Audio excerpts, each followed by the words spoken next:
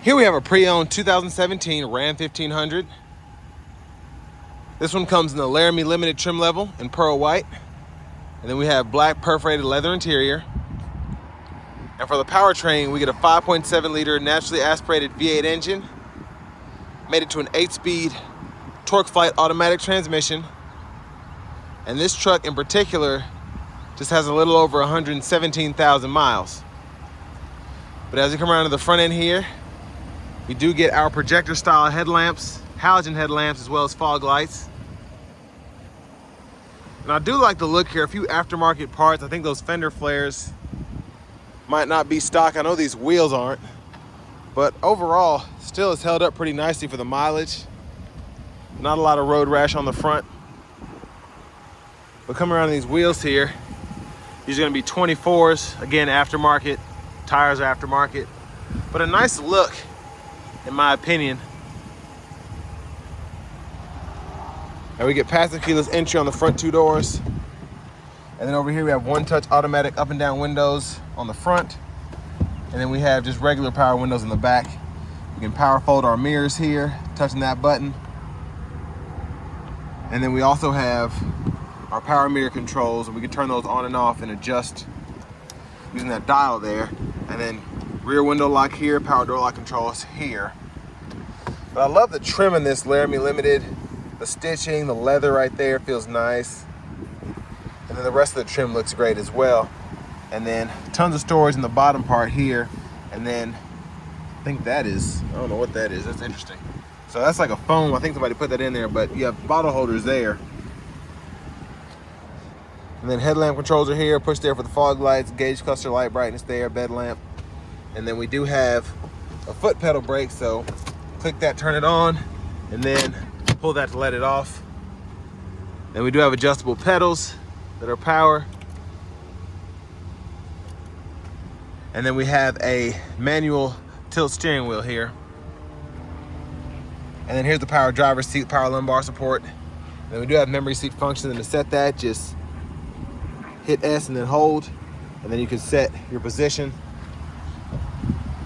But I have that seat up front adjusted for someone of my size, being 6'3" with longer legs. So let's go ahead and check out the back seat room next.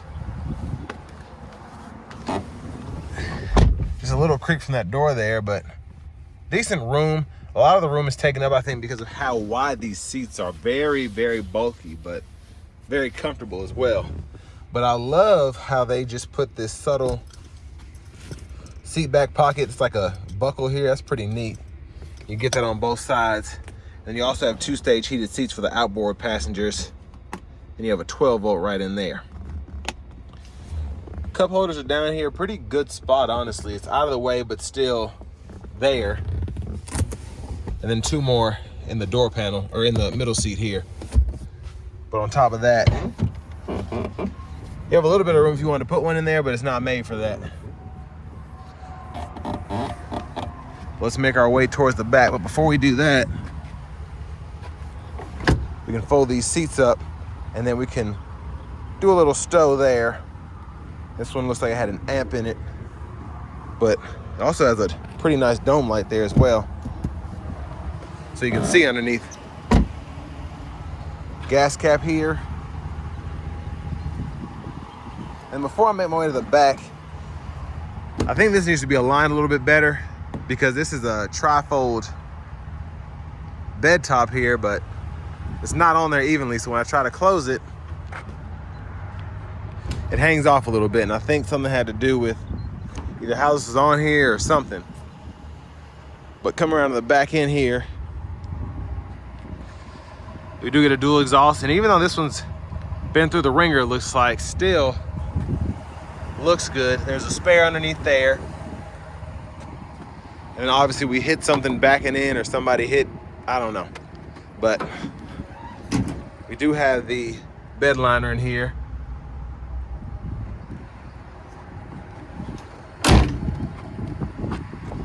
And the trailer package as well.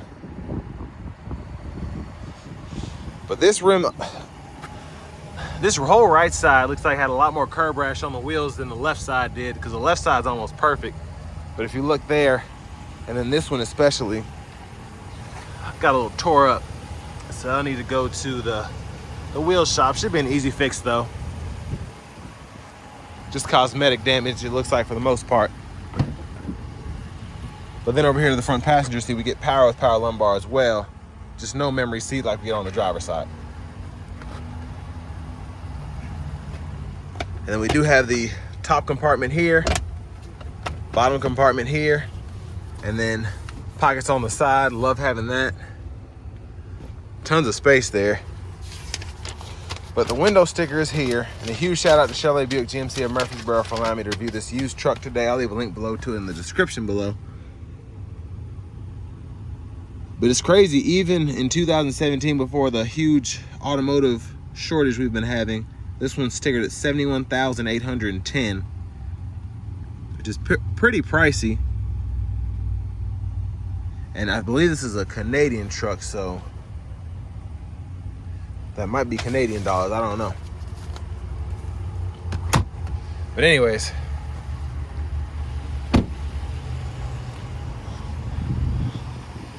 but I love the wheels on this truck in particular. Usually I don't like wheels like that on a truck like this, but it looks pretty good.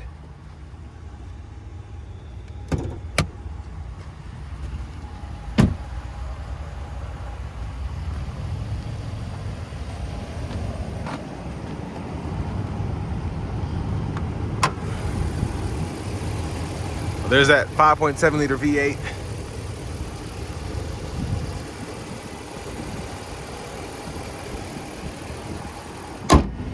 Let's make our way to the driver's seat.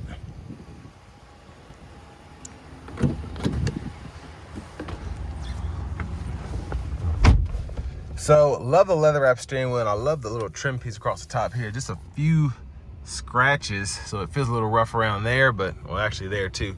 But for the most part, still in great shape. We can heat that as well, and I'll show you where that button is after a while. To the radio here, we do get AM, FM, and XM, along with Bluetooth audio. We have an aux input, CD drive, and USB port as well. And then we do have 2-stage heated cooled seats for the driver, front passenger. And we also have that heated steering wheel toggle, which is right there. And then we go to the apps and go through everything that's available. And then we do also get dual zone automatic climate controls. And I like that we can sync and unsync with the touch of a button, or we can adjust temperature to unsync. And then it's pretty easy to hit a button and then scroll through, and then also just toggle that way. And then you also have your shortcuts for your heated cooled seats and steering wheel right in the middle there. And you can just X out of that to get back here. Fan direction can be controlled here. Your auto mode's here. To turn that off, you can just adjust that way. And you can set your max AC, vents, and then your defrosters are there. And all that's gonna be in some way, shape, or form down in here as well. So this knob is for fan speed. Auto mode is here. You can turn that on and off, but then you gotta adjust the fan speed to get the fan back down. And then your defrosters, AC, and all that. Hazards are here. Back button for the radio is there. And then you can turn the whole screen off, and then just touch the button to get that going. Hit that phone icon, ask if you want to pair. Pretty easy to walk through. Just gotta look for that on your phone. And then backup cameras here. Guidelines, follow you as you turn the steering wheel. And then down here we have the trailer brake controller. We do get that 4-corner air suspension, so I have it in entry exit mode now. So I'm gonna raise that up, and it'll show you as it's raising the bottom right corner. So I'm gonna put it into that normal drive mode there, and then you also have the off-road modes as well. But tow haul modes here, parking sensors are here. The front sensors need to be serviced for whatever reason, but there are your heated cooled seat buttons down there. 115 volt 3-prong household plug-in. Then your volume knob, just click there to mute, and then you can turn it down there. You can tune there as well, and then enter there to go through your browse, and then you can just scroll through that way. Now we do get a 9-speaker Alpine sound system with a subwoofer, and to me, not the best. Of course, you can get the Harman Kardon system, which is pretty great, but it can get kind of, I feel like the sound is really good. It's not loud enough, and that's my biggest issue with that. And then for the shifter, rotary, so reverse, neutral, drive, then you can scroll back to park. And then your 4-wheel drive controls are all down here. And then stowaway storage here, 2 cup holders, center console cubby space. There's a top tray there, an USB-A aux and the USB port there as well. And then hit this bottom one here. CD drive is there, and then tons of storage down in here. Now we do get a universal garage door transmitter. I'm gonna open the sunshade now. And then we have a power sliding rear window. And there's a view of the back seat while I'm doing that. And then to the sunroof, we can vent or we can one touch open it. And then we can also shut it one touch as well. And the buttons for those are right there. And then dome lights here. Close that back. And then for your windshield wipers, you have your mist there when you click there, and then your intermittent, low, high, and then when the lights are on, high beams there, and you can flash there. And then we have our voice recognition control, Bluetooth, and we can go through our gauge cluster using these 4 arrows here. I'm guessing that's in kilometers now, so I can just press that, put it into miles per hour. And then we have our cruise controls here, and when we're in drive, we can use this to manually shift. But behind the steering wheel on the left side, we can go through our track list, radio station presets, and behind on the right side, that's where we toggle our volume. One more look at that gauge cluster. Push button start. And finally, here's the key fob with remote start, and then we can also control that suspension as well. But next, let's go ahead and take this Ram 1500 out on the road for a quick test drive. So starting the test drive in this Ram 1500,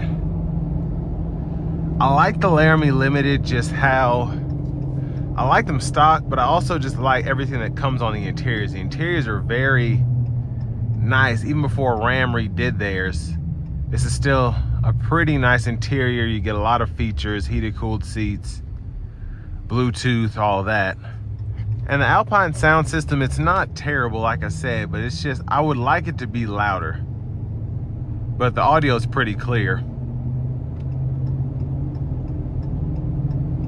Now with this one having these aftermarket wheels and tires, definitely getting a lot more movement in the floorboard and in the steering wheel than you should expect. But a lot of people like to do this to these trucks, so I wanted to test it out.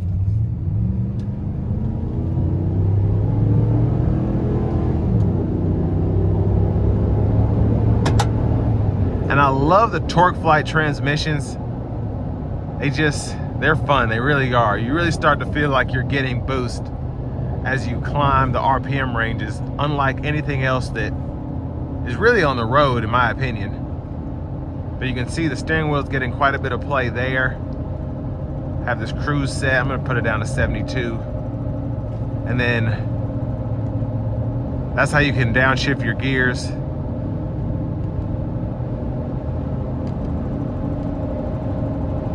And then just hold that gear plus to get out of the manual mode. But yeah, quite a bit of shake here.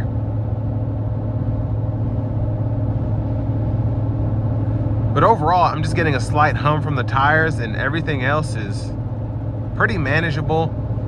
Even with this rock, and I'm sure it needs some kind of work, because like I said, this one was in pretty rough shape traded in.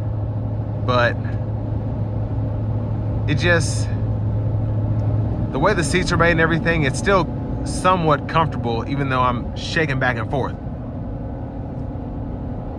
I mean, the shake is about a 9 out of 10 in terms of how awful it is. I've been in about 1 or 2 cars that have had work done to them that shake worse than this. And one of them was like a 200,000 mile lifted truck, I think, something like that. So this one definitely needs some work done again.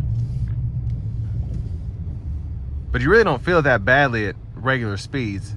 Now, something that I have just noticed is this speedometer, especially when I brake, but I can see now it's not moving as it should. And I don't know if that has to do with the wheels or what, but it's doing some pretty weird stuff. If I start to brake, it'll just like tick down, like hard braking. I don't know if y'all can see that on the speedometer there, but that's interesting, very interesting.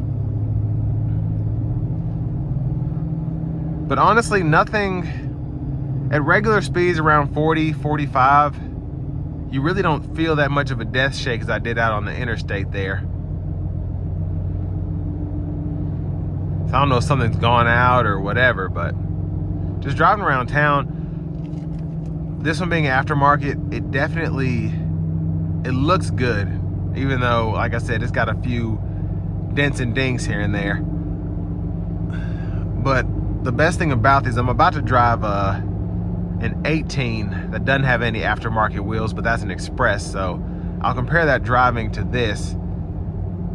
Now, I'm sure that one won't have the air suspension, but these older Rams around that 17, 18, basically before they redid them in 19, they were still decent driving trucks, decent looking trucks, but when they redesigned them, they really, in my opinion,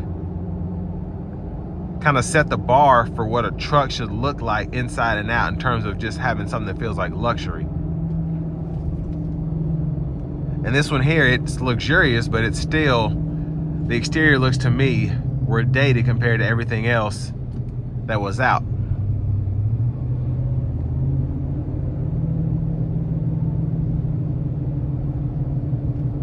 But I mean, for the money, if you can get one of these around 30,000, 35,000, it's hard to tell these days because mileage make a big difference in terms of what a truck goes for, but also trim level, options, all of that. But something like this, specifically something that's been fixed up, which if this one's kept, this suspension will be looked at definitely and fixed up, but